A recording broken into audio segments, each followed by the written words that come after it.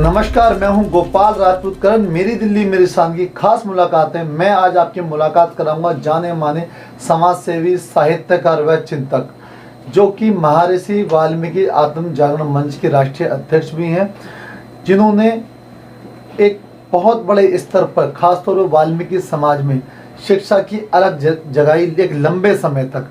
आज वह हमारे बीच हैं, हमारे स्टूडियो में हैं। हम इनका स्वागत करते हैं मेरी दिल्ली मेरी शान परिवार और अपने श्रोताओं की ओर से। स्वागत है आपका कमलजीत सांगवान जी। आप हमें ये बताइए, आप सार्वजनिक जीवन में किस प्रकार और किस समय आए जब आपको ऐसा महसूस हुआ कि समाज को ज़रूरत है आप जैसे एक समाज सेवी की? आपको कहाँ से महसूस हुआ? मैं 79 की बात बताता हूँ। मैंने 10वीं पास की थी। 10वीं पास होने के बाद जो है घर की आर्थिक स्थिति ठीक नहीं थी, जिसके कारण मुझे जो है ना सर्विस करनी पड़ी, काम करना पड़ा। उसके बाद जो है कुछ साल बाद जो है मुझे लगा कि मैंने जहाँ तक अपनी शिक्षा की वो बहुत कम थी। तो एक तो मैंने शिक्षा दोबारा शुरू करी। उसके बाद जो है जो बस्तियों के अंदर मैंने देखा कि बहुत आर्थिक हालत उनकी ख़राब थी और बच्चों को मैंने देखा ऐसे ही घूमते रहते थे। तो मुझे लगा कि हम इतने बड़े जो है ना बच्चों को नहीं पढ़ा सकते, लेकिन जो बच्चे अभी 7वीं 8वीं के बच्चे हैं उनको मैं पढ़ा सकता हूँ। तो मैंने जो है ना गली कटरा रंग महल है, वहाँ मैंने जो है ना अपना जो है ना शिक्षा का क्षेत्र के अंदर काम शुरू किया, सार्वजनिक क्षेत्र के अंदर।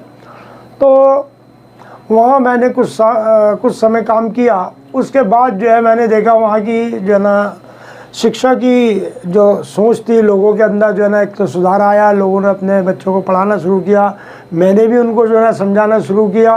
तो इस तरीके से जो है यहाँ से मैंने शुरुआत करी। उसके बाद जो है हमारे करीब 7-8 बस्तियाँ हैं, जिसके अंदर जो है ना मुस्लिम बस्तियाँ भी थी और कुछ जो है ना ऐसे कटरे भी थे जहाँ पर जो है ना शिक्षा का स्तर भी और जो है ना काम धंधे के अंदर भी जो है ना उनकी बहुत हालत ख़राब थी।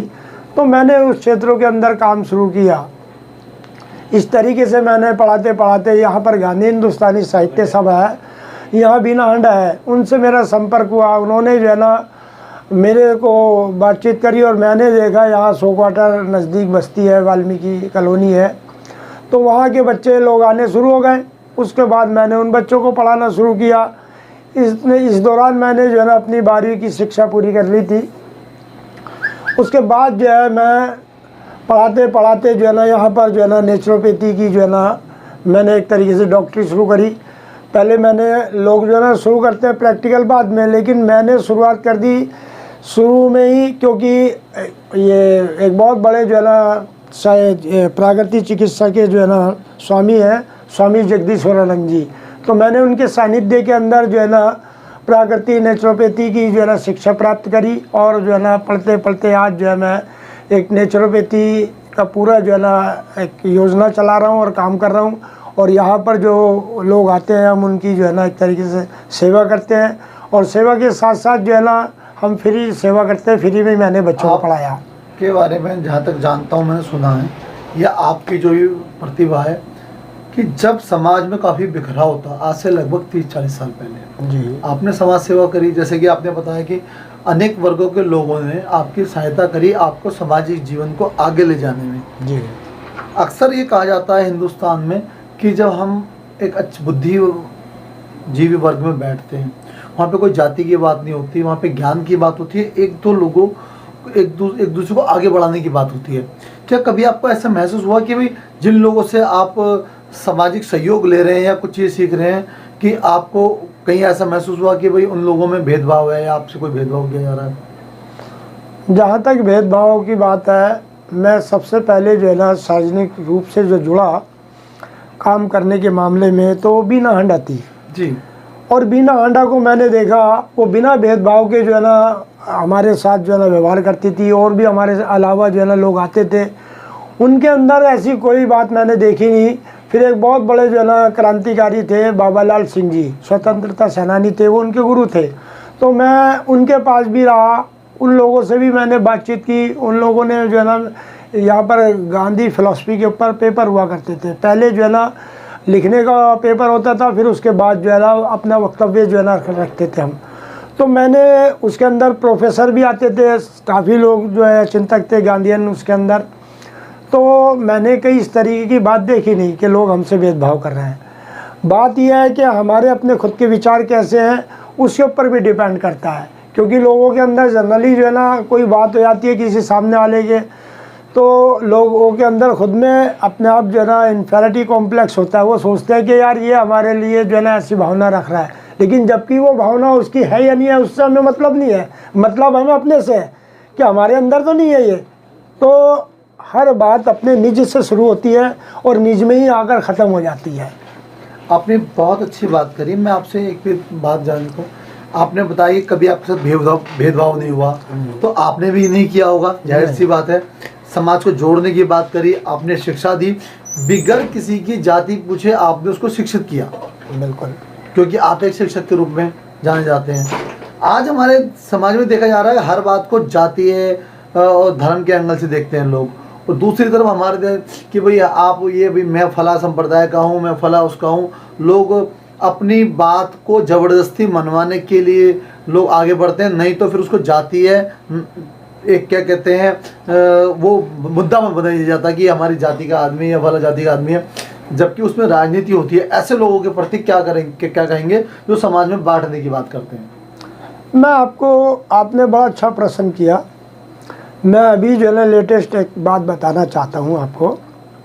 मैं गांधी हिंदुस्तानी साहित्य सभा के अंदर था, तो किसी भाई ने मेरे से कहा कि आप जो है यहाँ कार्यकर्ता भी नहीं है, ना कुछ है, ना कोई आपके पास पद है, और आप फिर भी जो है ना काम कर रहे हैं यहाँ पर। तो मैंने, ये मेरा मुद्दा है, मेरे को जो है ना ये शौक़ है ये सब काम करने का। मुझे जो है ना पद प्रतिष्ठा या मान सम्मान की दृष्टि से मैं यहाँ नहीं काम करता, जबकि मुझे जो है ना पता है मेरे से बाद में आए हुए वहाँ पर पद अधिकारी भी बन गए, कार्यकर्ता भी बन गए उसके अंदर। लेकिन मुझे लगा कि जब आदमी पद के उसके अंदर आ जाता है ना, तो वो एक दायरे में बन जाता है, और बिना पद के काम करते हैं आप स्वतंत्र रहते हैं, और आप बेबाकी से अपनी बात भी रख सकते हैं और बेबाकी से आप अपने विचार रख सकते हैं। तो मुझे लगा पद का इसके अंदर कोई महत्व नहीं है, बल्कि उसके अंदर तो हम बंधन में बन जाते हैं पदों के अंदर आकर के। इसलिए मुझे नहीं लगता कि यहाँ पर मेरे साथ कोई ऐसा भेदभाव किया गया हो, या मेरे को ऐसा लगता है कि हम जातिवाद की बात करते हैं या इस तरीके की बात होती है। बल्कि मुझे ऐसा लगता है कि जहाँ जाति की बातें आ जाती हैं, जहाँ भेदभाव की बात आ जाती है, तो हमारा मन काला हो जाता है। हाँ, आपने बड़ी खूबसूरत बात कही। मैं ऐसे लोगों के लिए बात कहना चाहूँगा अपने चैनल के माध्यम से कि आप जैसे बहुत सारे लोग समाज में हुए हैं जो संपूर्ण समाज के लिए काम करते हैं, पूरे देश के लिए काम करते हैं, पर एक उम्र के बाद आने के बाद कुछ लोग जो अवसरवादी या राजनीतिक होते हैं उन्हें जाति विशेष का क्या कहते हैं भगवान या समाज सेवक बना देते हैं। जो जिस व्यक्ति ने, जैसे कि महात्मा गांधी जी थे, महात्मा गांधी ने कभी जाति की बात नहीं करी, कभी विवेकानंद ने जाति की बात नहीं करी, ऐसे किसी भी महान पुरुष ने।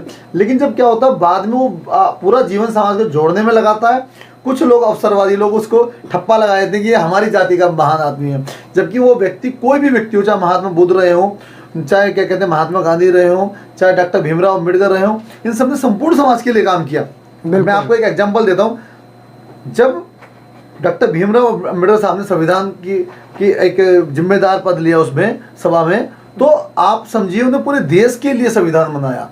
कहीं ना कहीं आगे या जब हम सृष्टि के अंदर भगवान श्री राम के ऊपर जिन्होंने क्या कहते हैं इतना बड़ा ग्रंथ लिखा, या कहें कि रामायण लिखी, महर्षि वाल्मीकि ने सनातन धर्म के ऊपर लिखी, लेकिन कुछ लोग आगे कहते हैं ये सिर्फ हमारे हैं या ये है, तो ऐसा से कहीं समाज को बांटने की बात की जाती है, तो आपको कितना दुख होता होगा उस चीज़ से?